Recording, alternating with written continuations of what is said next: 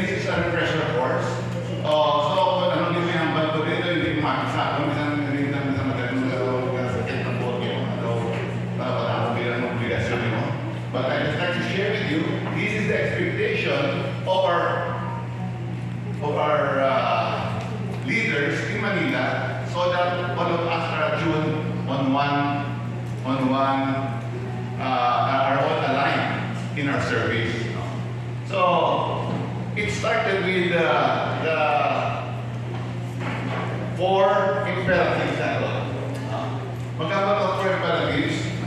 Kung nadumduman nyo, may apat kitang four imperatives. Kung member ka sa Focus for Christ, kung servant leaders ka sa Focus for Christ, there are four things that we must do.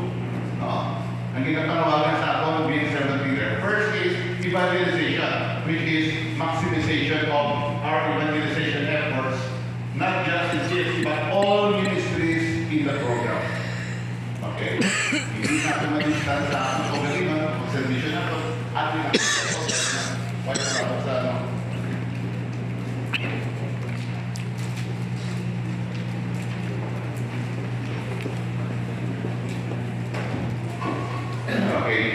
daw makasing naman may kumunabot ka kung iyan na sa mga YFC, iyan na sa singles, wala na kumunabot na yan. Ako yung sa focus na to. Okay, so our calling for evangelization is to see to it that we are able to reach out to couples and kids ministries. Okay, so that is number one. Number two is we are called to strengthen households, including family men, functionally and pastorally.